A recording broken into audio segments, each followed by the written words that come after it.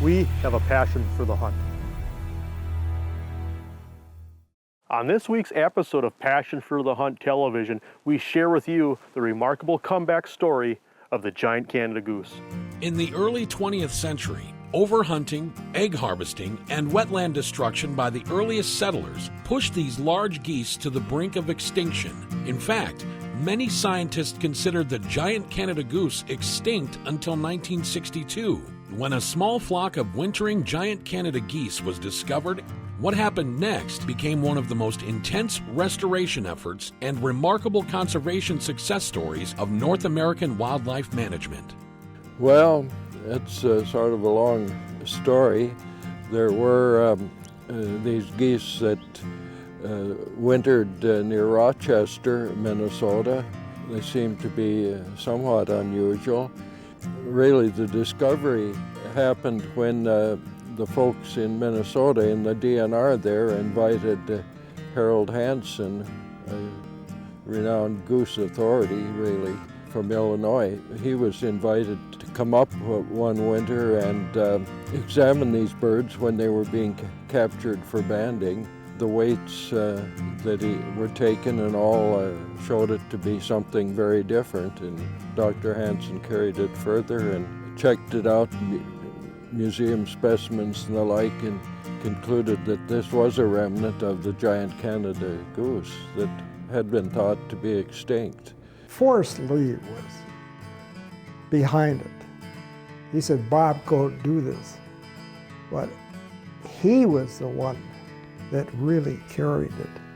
They were wonderful people to work for. I enjoyed working for Forrest. Got into research in 1960. And then I was assigned to investigate expansive investigation. I was not an original. Of the Rochester wintering population of geese. That involved capturing birds, banding, measurements. I handled the birds, told people they said, "That can't be. That isn't fit the goose."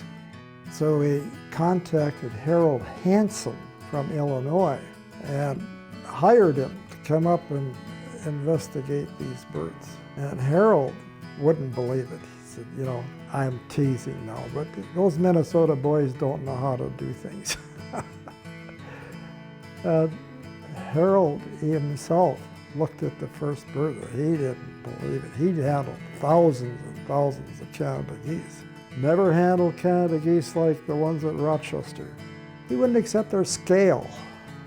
He said, "You guys got bad scales. You're not measuring these birds right."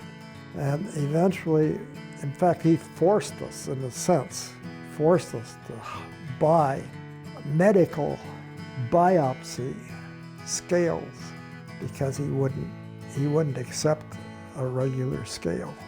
And then the light came on. He said, "Hey, this is a remnant group of the giant geese." At that point, he went bananas. That is, he became involved, totally involved, and resulted in publishing a book, The Giant Canada Goose. It was fun to see the transition. He went from disbelief to utter enthusiasm, complete enthusiasm. Well, it was an exciting time. Developed over a period of time when Harold examined specimens in museums and the like, and actually verified that this was a different bird, was the giant Canada indeed. Things went on from there, and it's been a wonderful story. The birds have expanded. Canada geese are very common now. They're actually vying with the abundance of the common mallard. Unbelievable. Absolutely unbelievable. The Canada goose is uniquely North American, with several subspecies of Canada geese migrating across the continent each fall. The smallest subspecies of lesser or cackler Canada goose can weigh as little as 3 pounds, with a body size similar to a large mallard duck. The giant Canada goose is the largest subspecies of greater Canada goose. While there are early reports of some of these large geese weighing as much as 20 pounds, most of these birds documented today weigh between 10 to 14 pounds. In our generation, this stoic symbol of the marsh came back from the brink of extinction to provide some of the most abundant and widespread waterfowl hunting opportunities available today for tens of thousands of hunters. I think historically we had breeding Canada geese around. No way to really estimate their pre-settlement numbers, but they certainly were common. We just don't know, at least locally, why they weren't that abundant. It was probably more harvest related than anything. Harold Hansen found birds down at Silver Lake in Rochester and documented them as being giants. And they thought they were from the Inner Lakes region up in Manitoba, where they were nesting. Harold Hansen's investigation and work showed that there were a number of these big birds available and around, available from private sources. People historically had gathered eggs and raised some of these big birds. So once he checked into it, he found a fair number of private aviculturists and others had stock on hand, and so that was a source for birds to set up a sort of a game farm facility. They started looking around some other captive breeders and found some, guess what they thought were pure strains of that giant subspecies. People started raising some. From that, moving birds, releasing goslings, and then as time went on, they were somewhat protected via some refuges, that sort of thing, but then they would be rounded up again and moved to different locations around the state, and that's was kind of a learning curve to figure out how to do it. Well, following this rediscovery, I worked there. I was working at the time with the Minnesota DNR, and we got a project going where we acquired breeding stock which were taken to the Carlos Avery Game Farm and used there to produce these birds for release in the state. That was what we were doing in Minnesota there, and flocks were started at a number of places by releasing birds produced out there at Carlos Avery Game Farm. Well, they were reared up at least till near flight age, reared in captivity under pretty much intensive situation for rearing, like one would do with, say, domestic poultry almost. It raised them up till they were past the rapid growth stage and were quite well grown. Then they would be taken out and to select pre-selected areas, certain refuges and places where the habitat was good, where it was desired to establish them. And geese in the summer, they're flightless, and the adults are flightless. That's kind of where the program started. When we started the restoration efforts locally, by moving birds and things, they really responded well to that. In Minnesota, and even today, the harvest rates, harvest pressure we put on them is much higher than anyone would ever predict it, and the populations are still increasing. It was essentially unoccupied habitat, and geese, they nest, do very well on, they'll use muskrat houses, big cattail marshes, and they're not as dependent on the aquatic invertebrates and seeds as ducks are. They've adapted to field feeding, both in the spring and summer and fall, so there's lots of waste grain around the state. Forage isn't really limited for them. Nest sites aren't limited. They'll use those big, deep cattail marshes. They'll use urban areas, urban lakes, don't have a lot of predators. Yeah, I think it was an unoccupied niche, and I think we're probably maybe at a point of approaching what's probably carrying capacity with harvest, and that our population in the last 10 or so years has been very high, above our goal, but stable. And we're also shooting a lot of geese, but they don't seem to be increasing, so I think we're probably at approaching maybe carrying capacity, which is probably 300,000 to 400,000 breeding geese in the state. Back then, following the first releases, it was found that they would migrate and return to the place of release, to the area of their first flight. It seems to be something like this. When you release a group, say, of young hand-reared birds, the area vicinity of the first flight is what becomes in their orientation mechanism, the place to where they would return after migration. They would home back to that place to breed. So it was possible then to rear giant Canadus and release them in a desired location, and so that was done in Minnesota. And then, of course, a little later, when I came to North Dakota, to Northern Prairie, we went into it here. At least my coming out here was prompted by Harvey Nelson, the first director at Northern Prairie, felt that the center here should do some goose work with giants, and we developed a substantial program here. I came out in the summer of 1965 and came to Jamestown, to Northern Prairie, and in the years following that, 66, 67, 68, we acquired breeding stock and developed facilities. We had pen facilities to handle 32 pairs.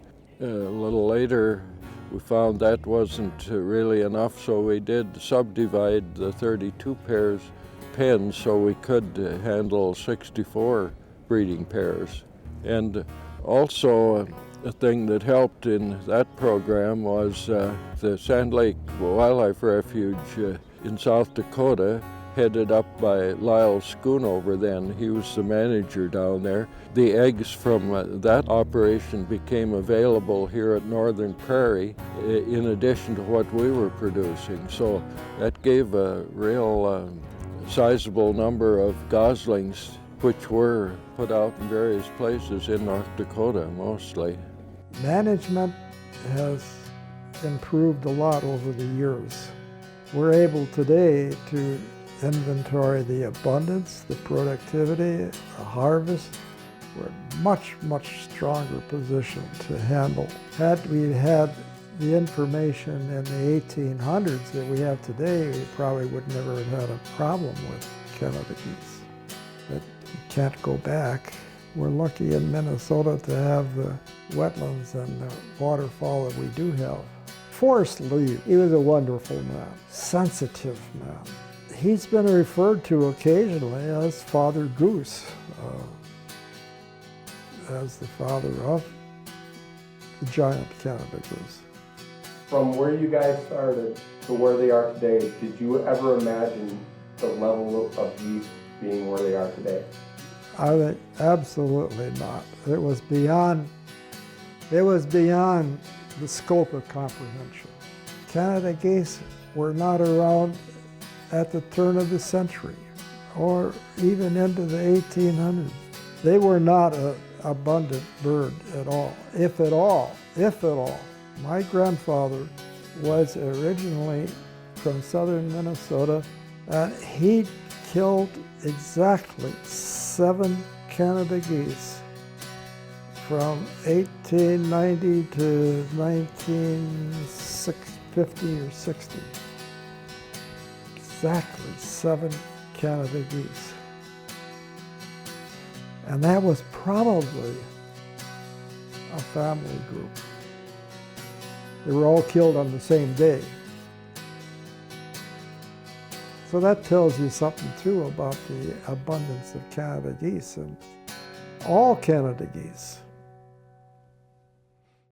Many hunters of yesteryear can fondly remember when Canada goose limits were 1 bird per day, and there was a time when harvesting a giant Canada goose was a rare event that garnered a lot of attention.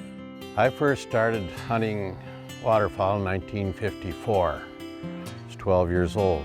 When I first started hunting, geese were not common at all in the area, but they really wasn't a huntable population. Of course, when I was younger, we would hunt. We had essentially the month of October, maybe a little bit into November when we first started hunting. A goose was a big deal. It was a major event when somebody got a goose. We did not have a huntable population. For years, you could look into the skies in the spring and the fall and not see or hear any geese, at least in parts of Wisconsin. I'd say back 40 years ago, you didn't see near the amount of geese that you do today. When you did, you had to usually be hunting near their primary hunting area in Wisconsin at Horicon Marsh. When I was a kid growing up, I swear I would have crawled through a lot of mud and a lot of Canadian thistle just for the chance to harvest a giant Canada goose. I can still remember some of the earliest restoration efforts through the mid-'80s, the late '80s, early '90s in the Dakotas, and we saw those Canada goose limits where the limit was 1 for several years, and we'd go out and put in a lot of work just to shoot 1 goose, and that was a big event. And I remember regions where if you shot a giant Canada goose, you'd get your name in the local newspaper. Your picture name would be in the local newspaper. That was a little bit of notoriety for harvesting one of these magnificent birds. State and federal wildlife agencies and conservation clubs reintroduced these birds throughout the bird's native range, which historically spanned across the central region of North America, from the Canadian province of Alberta to the shores of Lake Erie. In 2005, the giant Canada goose population was believed to exceed well beyond 1.5 million birds, with introduced populations ranging far across the United States and Canada. Well, the U.S. Fish and Wildlife Service, the Natural Resources Agencies for Minnesota and Wisconsin and other states as well, all got involved in helping the Canada goose recover and flourish. You know, it was a slow process. Then the flocks grew exponentially and reached the numbers that they have today. In days of old, when the numbers were low, Canada geese were a bird that you had to go to Horicon or to the Mississippi River or to western Minnesota or to southern Illinois to hunt. Now, literally, just about anywhere you go within minutes to a field or water that has huntable populations of geese. In the 60s, I believe it was in the 60s when they started relocating geese into Minnesota, introducing them into pretty much the entire state, based on trying to bring back the giant Canadas. It turned out to be a very highly successful course of action. Today, the goose hunting, it's viable pretty much throughout the state of Minnesota, and it's hopefully that will continue into the future, and with proper management it will. What I think is neat about the Canada goose story as well, something not often talked about, is that there is suitable habitat for them to make this amazing recovery. The geese couldn't have come back without our national wildlife refuges. They couldn't have come back without clean water, good food, and the protection of people. I think we are in a position to say that we've helped the Canada goose recover, and if we continue to do a good job of managing them, their populations, their habitat, and their food supply, they're going to be around for a long, long time. You won't be looking in the skies ever again and saying, where are the geese? Just everything came together. We hit a situation where things were right, things were done correctly, and we ended up with a very, very viable situation. You flash forward 30 years today, and it's amazing. Who could have ever imagined how many giant Canada geese are on the landscape right now across the upper Midwest? Today, it's really hard to believe that giant Canada geese were at one time considered extinct. You know, we went from a handful of birds where they were discovered near Rochester, Minnesota, to what we have today, where we have these early resident seasons, 15 bird limits, seasons in August and September. It truly is one of North America's most impressive, remarkable comeback stories in wildlife management. Truly regarded as one of the most incredible comeback stories for both conservationists and hunters alike, waterfowl hunters have long been passionate about the plight of the giant Canada goose. This large, majestic bird provides an exhilarating and interactive hunting experience as hunters call and flag these birds into close range over decoys. Credited for carrying an entire industry, the selection of decoys, calls, and equipment available today is a direct correlation to this remarkable comeback. Across the continent, a new generation of waterfowl hunters gets to experience the wonder of decoying waterfowl where few such opportunities previously existed. Not bad for a bird that was once considered extinct. Do you have a passion for the hunt? For shows, tips, trips, and product information, check out passionforthehunt.com. And for the latest photos and adventures, don't forget to like us on Facebook.